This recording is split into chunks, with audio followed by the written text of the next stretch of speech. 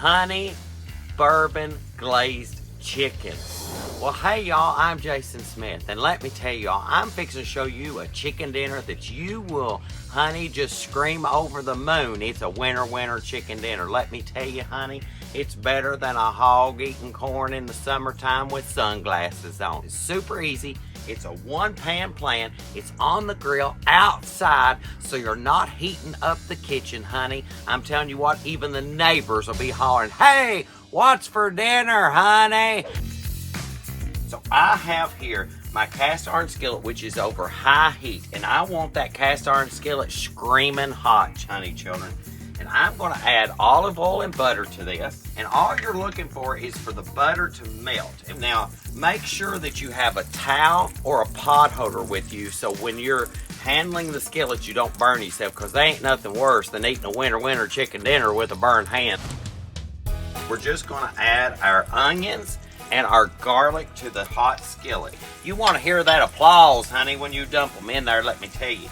And you're not going to cook it very long, because I still want some of that bite of that onion. A lot of people like to cook the onion too much, and then you only get the flavor, but you don't get the crunch. And I love the crunch of an onion. All right, so I have my thinly sliced chicken here, and my onions are translucent. That's what I'm looking for. I'm just going to add my chicken right in there. And then I'm going to add a little bit of salt and pepper. Now, when I say salt and pepper, I always mix my salt and my pepper together, and that way it gets evenly dispersed. And you want to make sure that you're salting from up high, because that way it coats all the chicken in there. So we just make sure that all that chicken is good and cooked. You don't want this chicken to get super brown. If it gets super brown, then it can get a little bit dried out. And we don't want our chicken to be dried out at all. All right, so now that our chicken is cooked, we're going to add in brown sugar, whole grain mustard, and if you want to use the big whole grain mustard that the seeds aren't really chopped up that much, that's okay, and some hot red pepper flakes. And then you just add that right into the chicken. And we want to stir that around a little bit just to get it all coated. Once the brown sugar and the mustard has dissolved up in there, then you're good to go with your honey. Now we're going to add our honey in, and I have here local honey, and if you can find local honey, it's better, because it helps your body build up against the allergies that you have in that area. So I always try to use local honey, and it's always raw local honey. Now we're going to add in our bourbon, because I'm cooking over an open flame, and if I just pour that bourbon straight on here, honey, I'm going to lose what little hair I've got left. So you want to take your skillet off of the fire and add the bourbon. So the bourbon I like to use in this is always a bourbon that I like to drink. That's the way you ought to gauge what bourbon you use in your dishes when you're cooking.